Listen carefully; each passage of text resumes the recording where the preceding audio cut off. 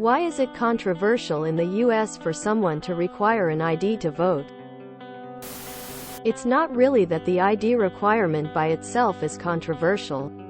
Showing up with ID to vote is extremely normal. Most nations, like you said, require ID.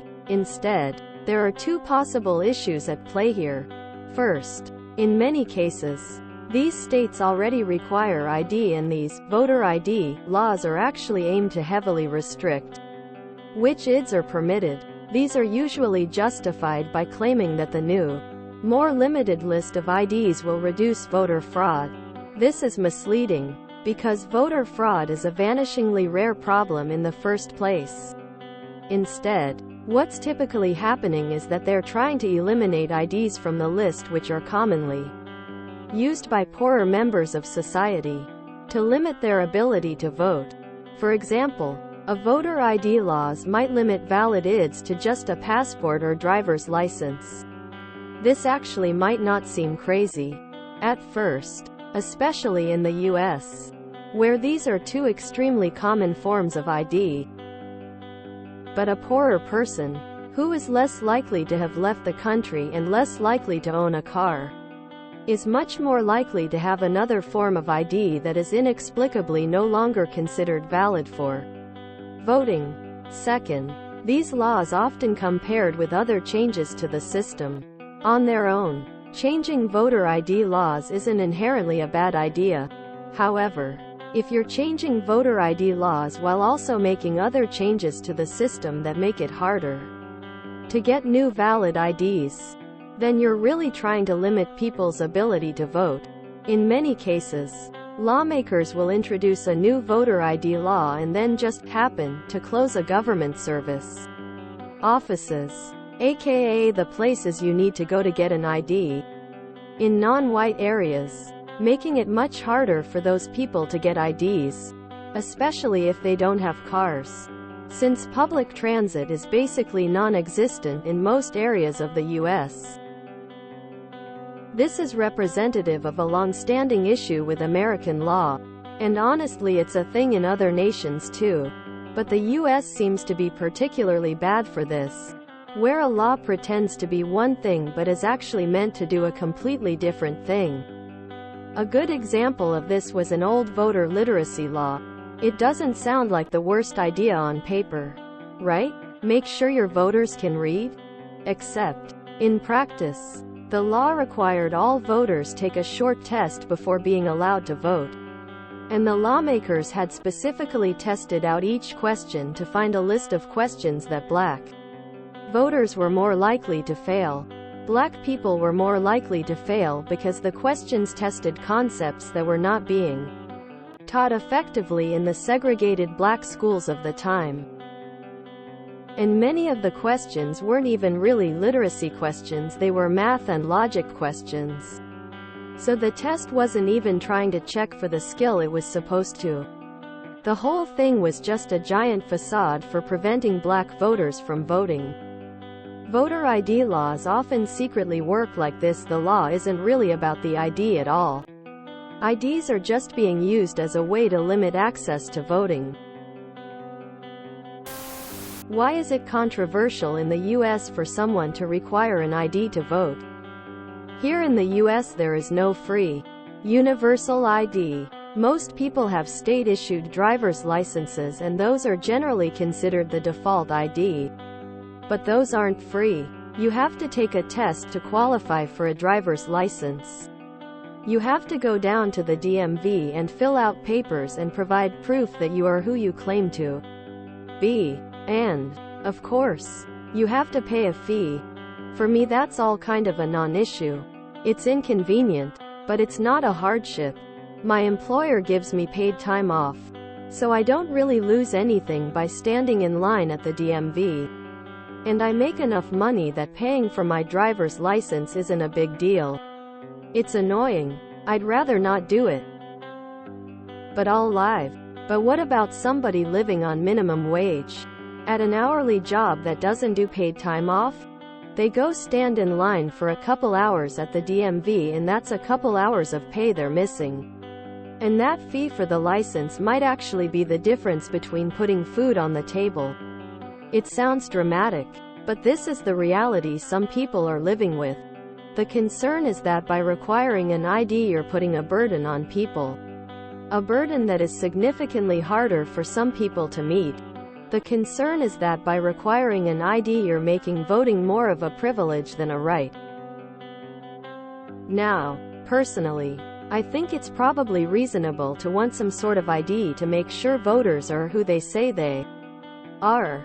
I'm not especially worried about fraud, really, but I don't think it's unreasonable to want some basic ID. I mean, hell, we make people show ID when they buy beer, why not when they vote? But if we're going to require ID, we really need to provide something freely and easily. And that's something that the people screaming the most about voter ID usually balk at. Because when you get past all the flowery speeches and dramatic language, the reality of the situation is that they're usually trying to discourage voting. They know requiring ID creates a burden. That's the point. If ID was free and easy to get, it wouldn't be an issue. But it isn't. It costs money, and requires basically at least one day during business hours. So if you're poor and working 2 jobs to make ends meet, getting valid, up-to-date ID can be a chore. Which makes voting a chore. If you require it, but only for the poor and/or disadvantaged, everyone else has ID as a matter of course. So it's discrimination against the poor, which is something that certain political groups like, because the very poorest people are the ones that vote for social services. Which means that if you want a cut, making it harder for those affected to vote is a good idea.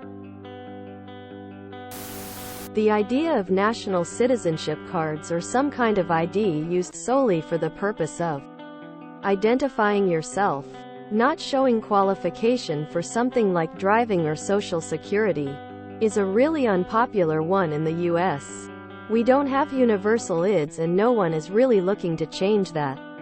This means that if you create one in order to vote, everyone will need to get one. The people who can't are most likely to be from poorer backgrounds or from families that don't speak English as a first language.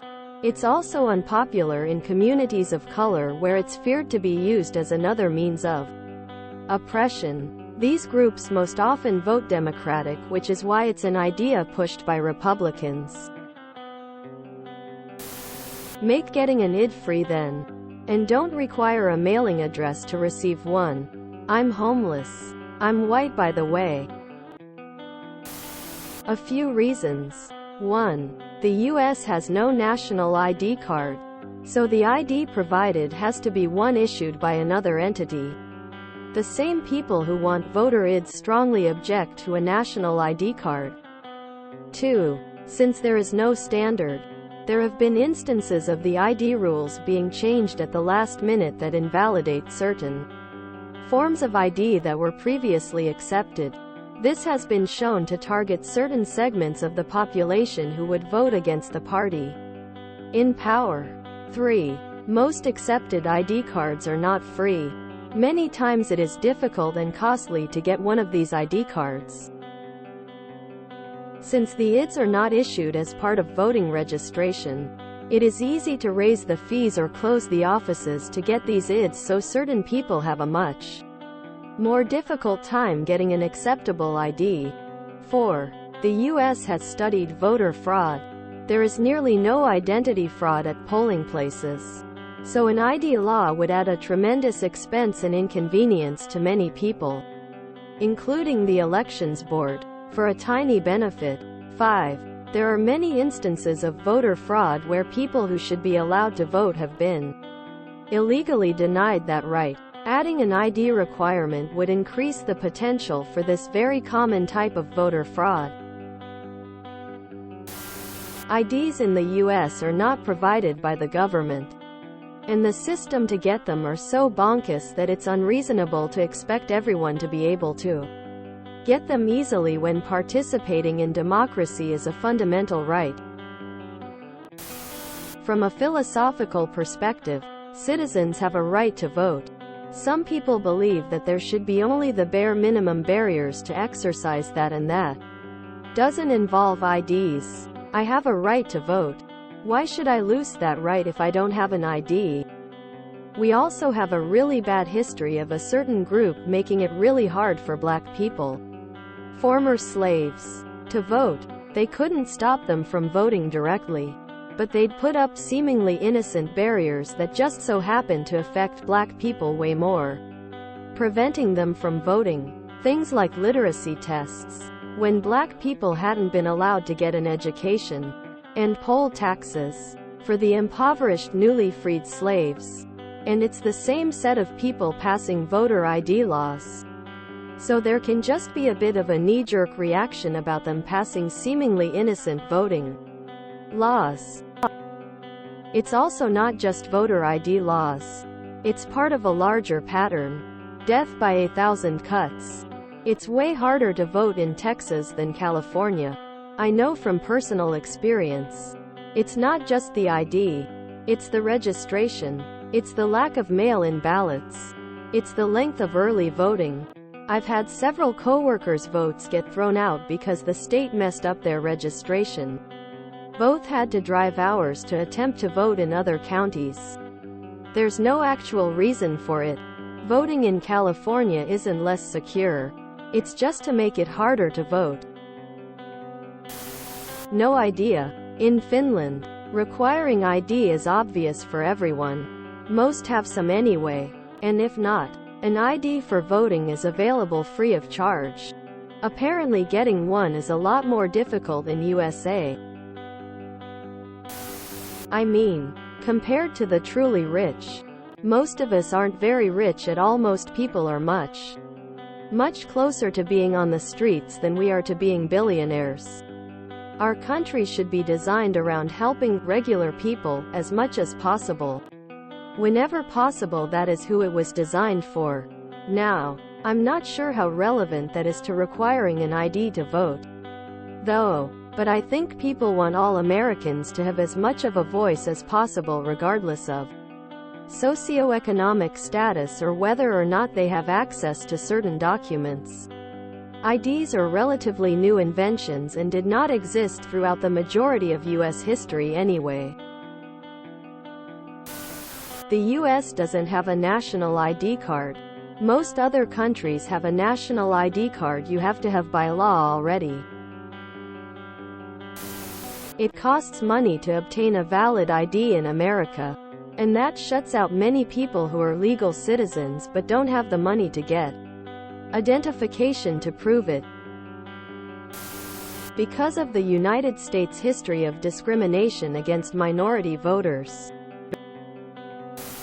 Because all of the usual requirement efforts are predicated on the idea of placing all the onus on the citizen to verify to the government, who already knows if they are valid to vote, that they can vote. That's time and money. Not to mention a lot of states make getting non-driver's license state IDs extremely difficult.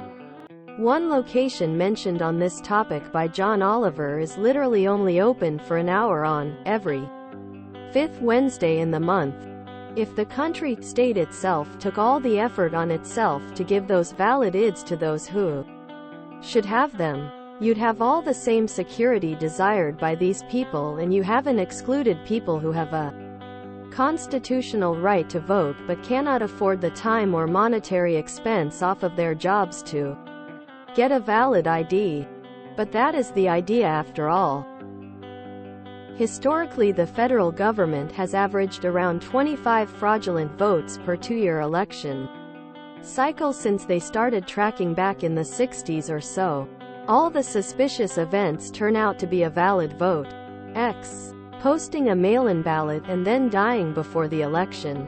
That vote is still legal because it entered government control the instant it was given to the post office. Our systems are robust enough as it is.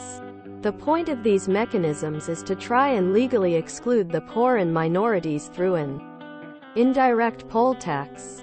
All you have to do is point out that you are fine with a voter ID, provided the government freely provides everyone who should have an ID with the ID they are requesting. And you'll see them sputter and tie themselves into knots proclaiming how unnecessary, bad, etc. that. Second part is, IDs in the States are neither easy to get nor cheap. Disproportionately minorities don't have them for one reason or another. India has actively taken a lot of effort since independence to get everyone to vote. It is inclusive by default. It is still a minor problem in India, like with CAA, and reduced effort to include oppressed communities. In the US, they claim to not have any problems with ID while there clearly are. In its origin, only white landowners were allowed to vote and other groups were included after sustained protest. Expired IDs are not allowed. There are ID purges supposedly to prevent fraud. Getting an ID can have a small fee and, more importantly, a tedious appointment process. The end result disproportionately affects poor people and racial minorities. If they give ID at birth, at 18 universally for free with little effort. This is done in so many countries as in India. I think people won't be pissed. Another issue which is universal is undocumented people. Large population in US but smaller percentage in India too. If they contribute to the economy, live and work in a country, don't they have some rights? Very few people support this though. The real issues people are upset with are restricting the number of voting places and voting methods so there are super long lines to vote. Also dumb laws like not being able to give water to people waiting in line to vote.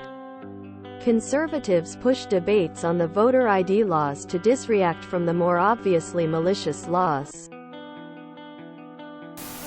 From a legal perspective, it's controversial because it infringes upon a fundamental right and to survive constitutional muster any curtailment of fundamental rights, i.e., prohibiting citizens without an ID from voting, requires the government prove a very significant government interest and no reasonable alternatives to achieve that interest. Because an ID is not required at birth, and if you are in a lower socioeconomic group, it's possible you don't need one. You can often be outside the system, not driving, not having a bank account, no private health insurance, and therefore not need an ID to live. The theory then is if voting is a constitutional right, you should be able to vote without an ID. In practice, the more steps you can put between being able to vote and not being able to vote, the less likely one will vote. This could come in handy if you want to limit voting by a certain group. And this doesn't mean someone doesn't want to vote. It could just be getting an ID is difficult depending on your work schedule, where you live, transportation limitations, family needs, etc. Regardless of status, people often find it difficult to just vote, let alone adding another requirement. The US does not have a national ID system, unlike many countries. If you enjoyed this video, please check out our playlists full of similar content. Epic Eracast is like doom scrolling for your ears. Please like, share, and subscribe.